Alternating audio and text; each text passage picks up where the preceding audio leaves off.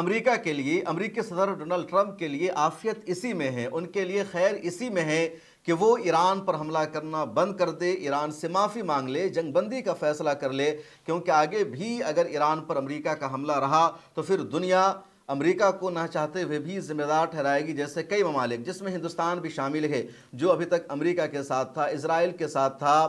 ہندوستان کا prime minister Iran کے supreme leader کی شہادت پر چپ، وہاں ہونے والے حملے پر چپ، لیکن ضرورت پڑنے پر گیس کی سپلائی بند ہونے پر بھارت کے پرائم منسٹر کو بھی ایران سے بات چیت کرنی پڑی ہے، اور یہی حال دوسرے ملکوں کا ہو رہا ہے۔ اس لیے امریکہ کی عزت اسی میں ہے کہ وہ واپس لوٹ جائے۔ یہ الگ بات ہے کہ ایران کے صدر نے سیز فائر کے لیے 3 شرطیں لگا دی ہے، اور سب سے اہم شرط یہ ہے کہ امریکہ اگر چاہتا ہے کہ ایران جوابی حملہ نہ کرے، جنگ بند ہو جائے، تو امریکہ کو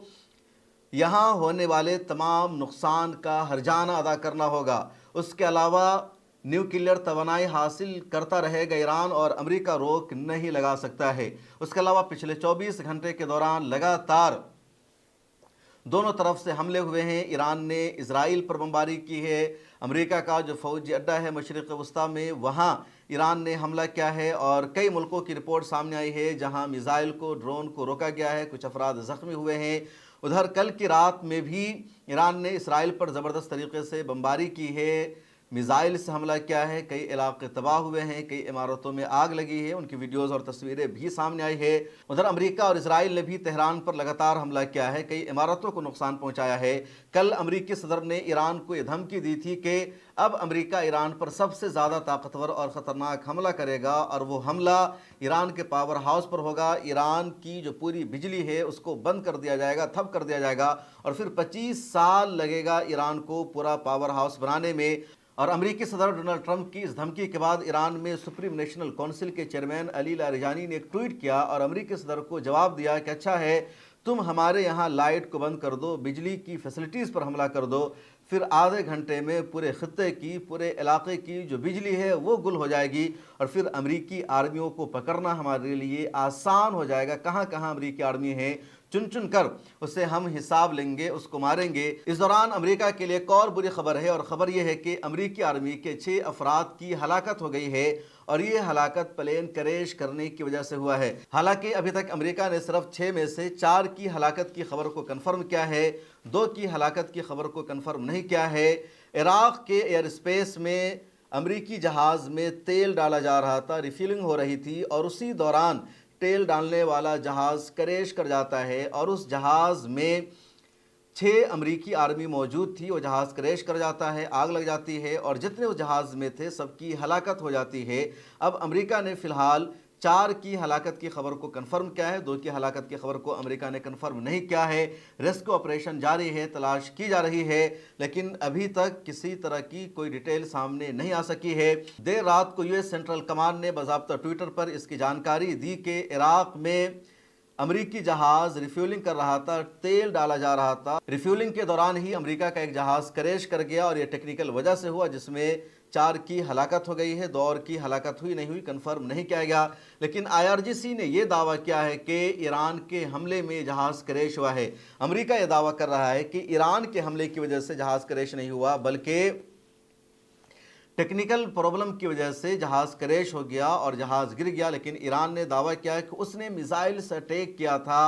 اور ایران کا میزائل جا کر کے اس جہاز کو لگتا ہے، جہاز کریش ہو جاتا ہے۔ تو IRGC نے اس حملے کی ذمہ داری لی ہے، اور امریکہ ایران کو اس حملے کے لیے ذمہ دار نہیں ٹھہرا رہا ہے، کیونکہ اگر IRGC کا دعویٰ سچ ثابت ہو جاتا ہے تو پھر امریکہ کی اور ذلت ہوگی، رسوائی ہوگی۔ امریکی صدر کو جواب دینا ہوگا کہ ایرانی آرمی چن چن کر ہمارے لوگوں کو مار رہی ہے۔ اس سے پہلے بھی 8 امریکی آرمی کی ہلاکت ہو چکی ہے، 150 سے زیادہ امریکی آرمی زخمی ہے، اور امریکہ کا سب سے زیادہ نقصان ہو رہا ہے۔ نیو یارک ٹائمز کی رپورٹ آ چکی ہے کہ صرف 6 دنوں میں، یعنی شروع کے 6 دنوں میں اس جنگ میں امریکہ کا $12 بلین سے زیادہ کا نقصان ہو چکا ہے، اور اپنے نقصان کو بچانے کے لیے امریکہ نے یوکرین کی مدد لی ہے کہ یوکرین کس طرح ایران کے ڈرون کو آسانی سے روک دیتا ہے، کم بجٹ والا میزائل استعمال کر کے، ایئر ڈیفنس سسٹم استعمال کر کے۔ چنانچہ یوکرین نے اپنی ایکسپرٹ کی ٹیم کو مڈل ایسٹ کے دیشوں میں بھیج دیا ہے، اور امریکہ کے ساتھ بات چیت چل رہی ہے کہ کیسے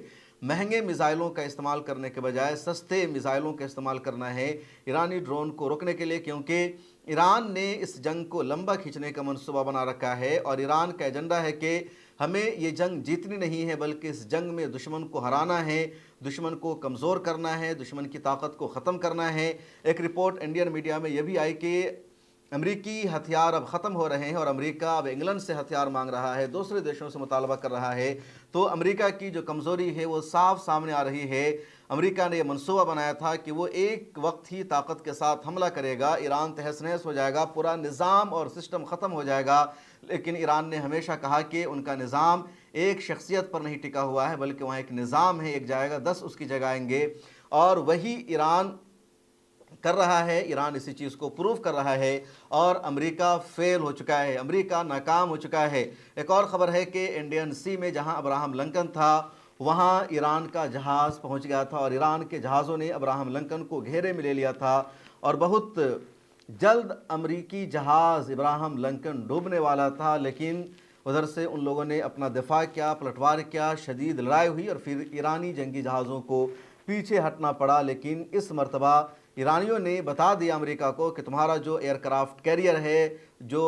एक तरह से एयरपोर्ट बना हुआ है, जहां रनवे है, जहां बहुत सारे फाइटर प्लेन होता है, जहां से तुम अपने जहाज़ों को उड़ाकर हम पर हमला करने आते हो, जहां से तुम मिसाइलें दागते हो, उसको भी हम समंदर में गर्क कर सकते हैं और उसके करीब हम पहुंच चुके हैं। स्ट्रेट ऑफ हॉर्मुज़ लगातार बंद है और इसको